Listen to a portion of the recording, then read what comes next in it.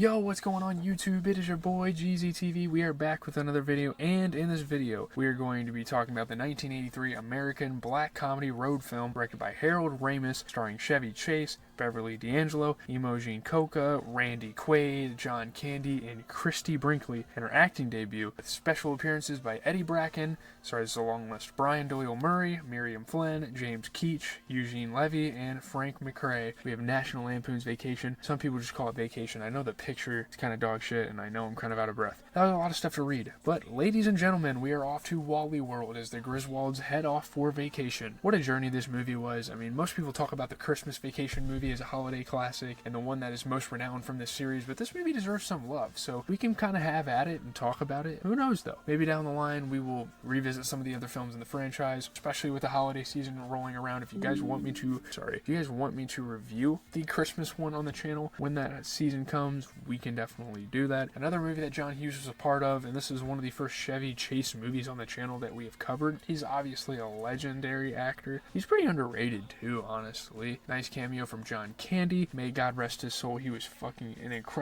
seemed like an incredible person to be around. Obviously the legend Harold Ramis directed this film, as well as I believe all the other films of this franchise, including the Christmas one. And would you look at that? How funny is that? We get more Anthony Michael Hall. I'm not sure why it's called Lampoon. I don't know. Let's dive in, shall we? First off, we always start these movie reviews by talking about the premise. So, accompanied by their children, played by Dana Barron and Anthony Michael Hall, Clark Griswold, played by Chevy Chase, and his wife Ellen, played by Beverly D'Angelo, are driving from Illinois to a California amusement park known as Walley World. It's like a big television show series. They turned it into a park. You know, it's kind of like a Disneyland. I think that's actually what it was supposed to be in this film, but to avoid legal issues they chose a fictional name of Walley World. This family is obsessed with everything about the show, and they wanted to go to the amusement park, which is 2,500 miles away from home. This movie goes exactly how you would expect a road trip comedy to go, as Clark increasingly fixates on a beautiful woman driving a sports car. John Hughes and his damn Ferraris, I tell ya. The Griswolds deal with car problems and the death of a family member, and they have to kind of overcome all these trials and tribulations. They reach Los Angeles, but when Clark worries that the trip is being derailed again, he acts impulsively to get his family to the park. He is a determined father. He wants this to work out. I won't spoil too much, but the ending is an absolute roller coaster, and it's a lot of fun. I mean,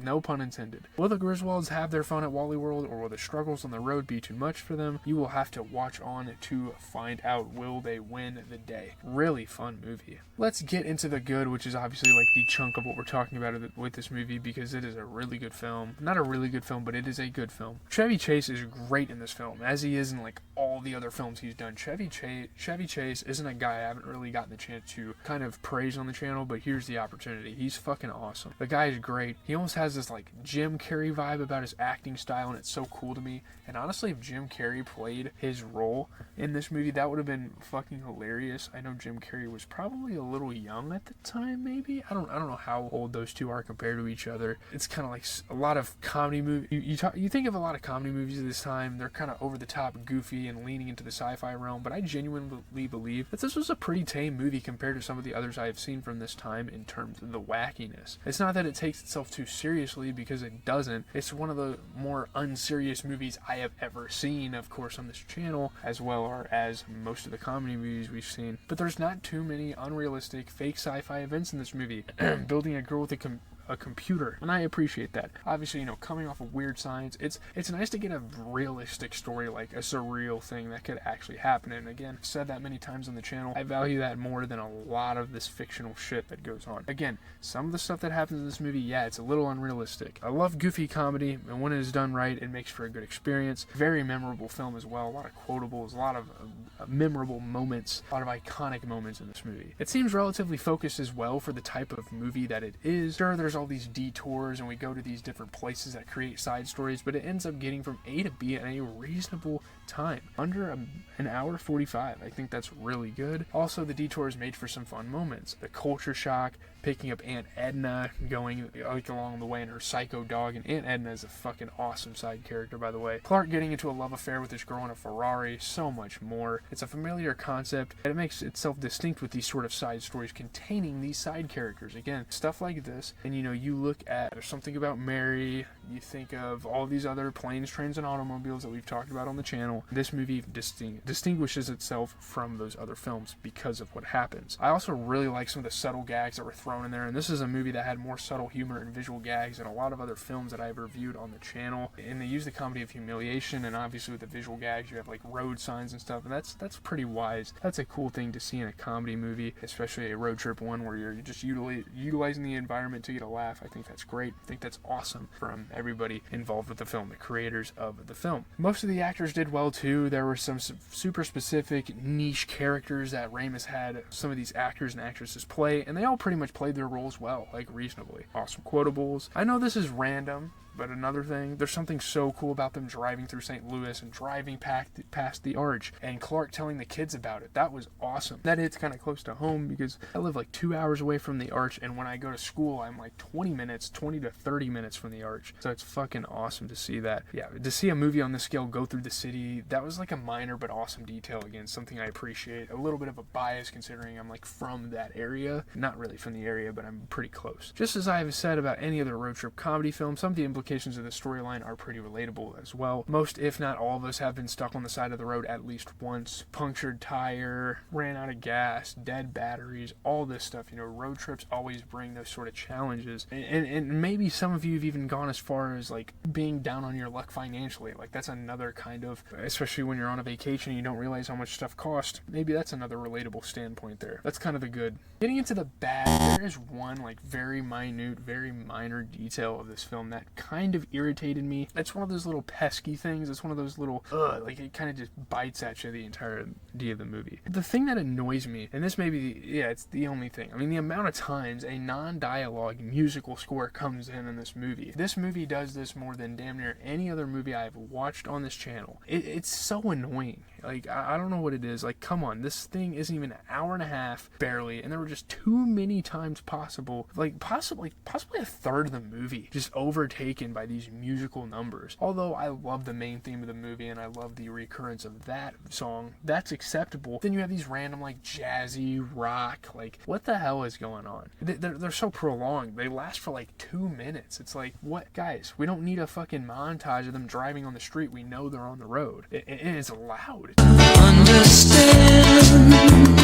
That really annoyed me. Nothing else really annoys me like that about this movie, so let's just get that out of the way. Getting into the okay, the movie is okay. Like, just the movie in general is okay. I know I've commented on some amazing things. You know, obviously, Chevy Chase is a great actor, and he carries the movie well, and the side characters are great. But there's nothing that is exceptional. There's nothing that's like overwhelmingly amazing about this movie, and that's probably why it won't have an insanely high score, you know, compared to some of the other road trip comedy films that we've seen. This is one of the most iconic comedy films ever, and it's a part of one of the most iconic comedy series ever, you know, with the Christmas Vacation and the Vegas Vacation and all this type of stuff. But I have to say the humor isn't even all that great. Like, although at times it's clever, it's definitely aged pretty poorly. And again, we've reviewed plenty of old movies on the channel, and I'm able to kind of set that aside at times.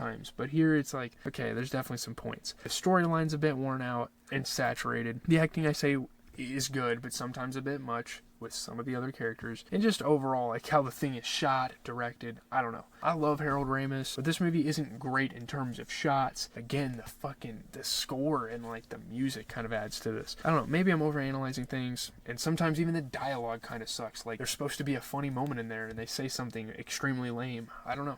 It is what it is. So kind of getting into the general review, let's pull up that tier list. This is a pretty good movie, like pretty to really good movie, like just in general. I will say by memory that the Christmas one is probably better. We watch it damn near every year on Christmas. Like it's turned on at some point because it's just so fucking iconic. But if there are any other movies in the series you would like me to check out, let me know. If there's any that you think could possibly top these, let me know. These seem to stand alone. Like most people say like the Vegas one is kind of garbage. I can't really remember what the other ones are. I think there's like 5 of them in the franchise. I only know the Vegas one, the normal vacation, the Christmas Vacation, and then again there's 2 more, so I'm not really sure. It's a fun, concise film. It gets to the point relatively quickly, hour and 40 minutes about. It's simple enough for everyone to enjoy. It doesn't get too boring, that stuff. Like, I really appreciate that. I actually really like this era of comedy too, where the kids are getting more involved with the comedic fun. I think that's something from Weird Science that I'm starting to kind of appreciate a little bit more, especially with cancel culture nowadays and shutting movies down because of shit like this. Yeah, it's probably not smart to promote underage drinking. I understand like the grievances towards that 100%, and like smoking as well is included in this film with like the daughter, but it makes for some amazing laughs, and I feel like that is something going back that I again forgot to mention with the film, kind of in the critique. It's also cool that the Griswolds are from Chicago, Illinois. I'm somewhat close to the big city, so that's awesome. But with that being said, we're going to give this a 7.8 out of 10. That is going to do it for the video. Leave a like, comment, and subscribe. I'm not sure when this is going to be edited and posted for you guys. It should be a reasonably short video. I didn't really have too much to say about it. It is pretty simple. I think up next, we're either going to be doing Free Guy, or I can check real quick what the other one is. Knocked Up is definitely a possibility, but Thanksgiving is afoot. I don't know if this video will be out by Thanksgiving, but have a great holiday. Enjoy time with your family. Watch some football. Do whatever, man. I'm out.